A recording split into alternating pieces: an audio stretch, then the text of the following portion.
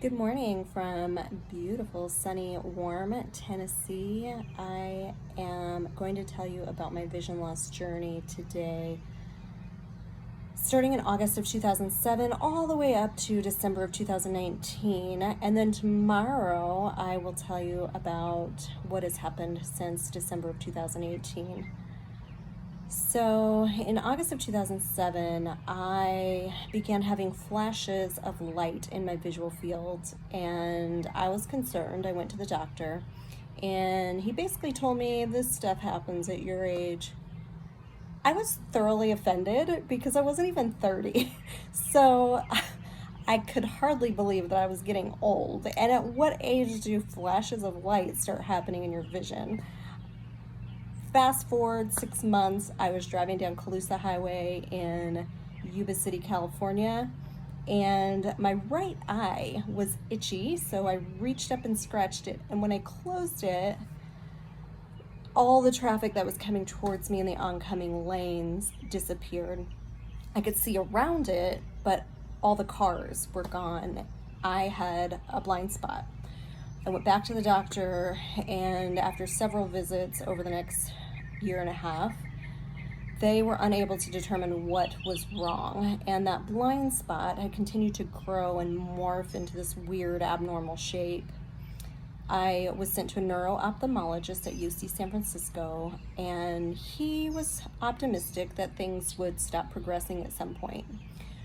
When they didn't, in late fall, early winter of 2009, he sent me to a retina specialist, also at UC San Francisco.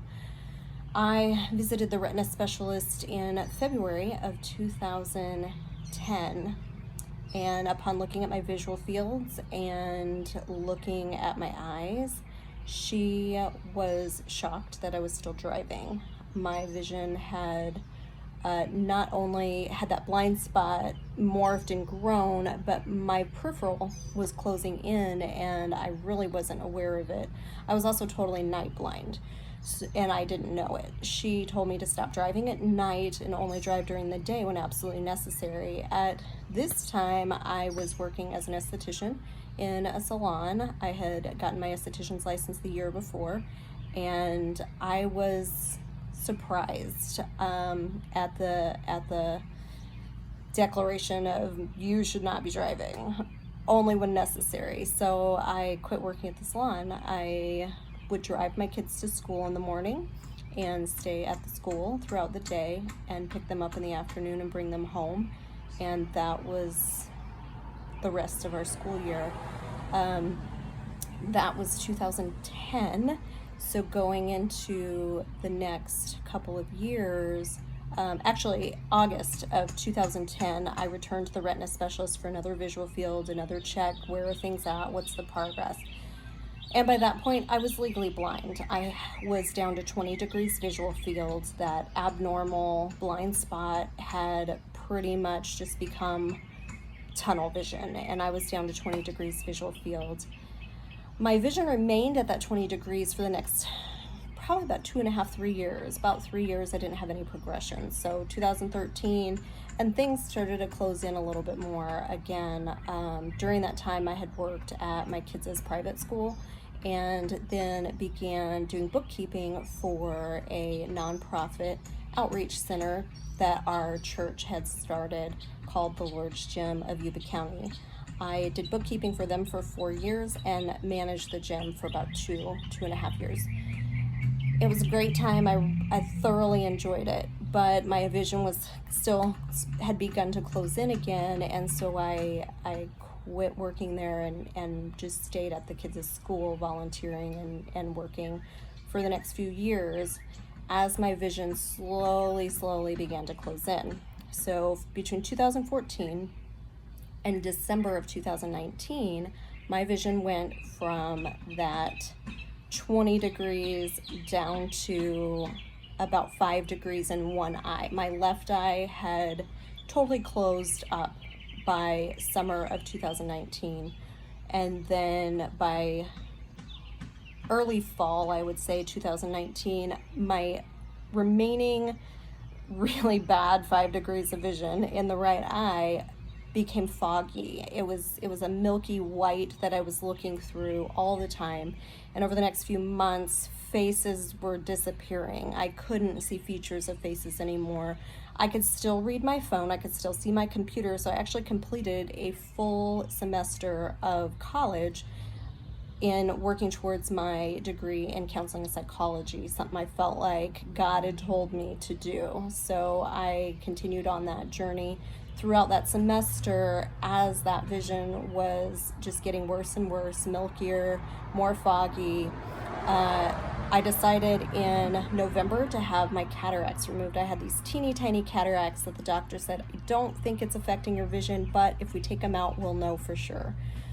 So we went ahead and decided to do that in December. I finished up my semester, and the next day went for cataract surgery and had the first one done.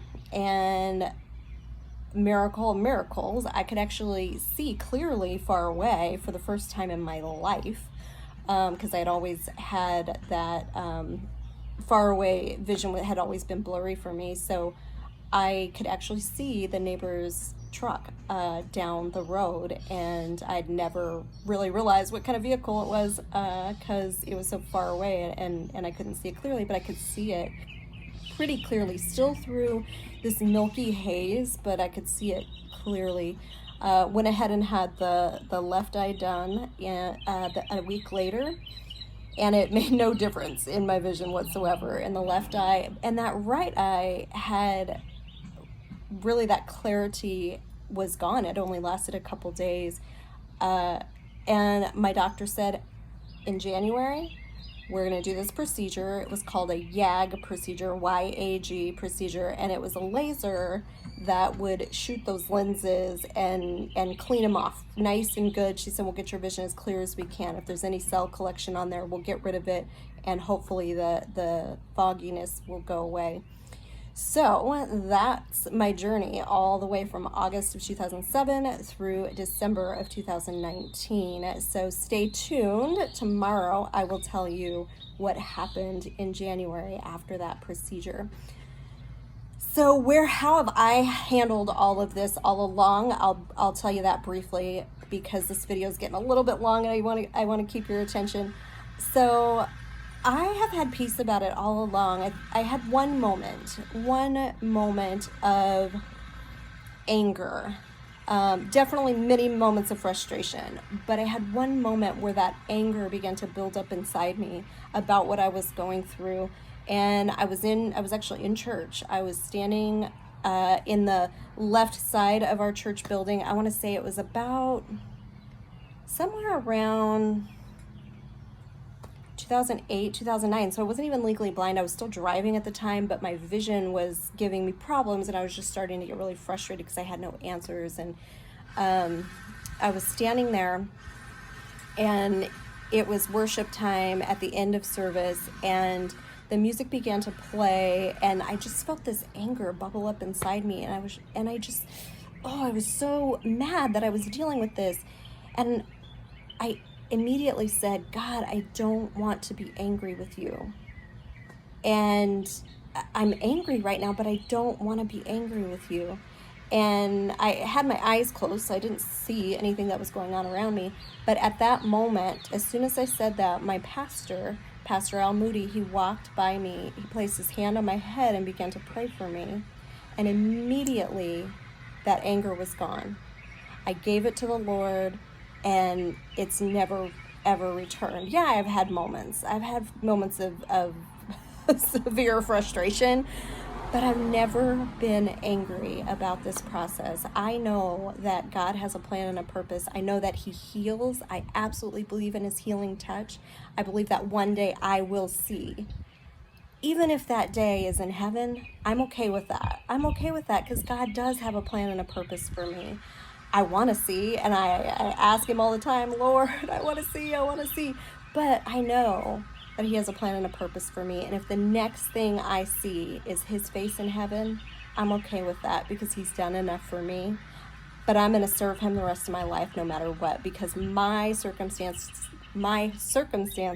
do not determine my mood, my attitude, the way I treat other people. As my great Pastor Al Moody would always say, happiness does not depend on happenings when you have the joy of the Lord.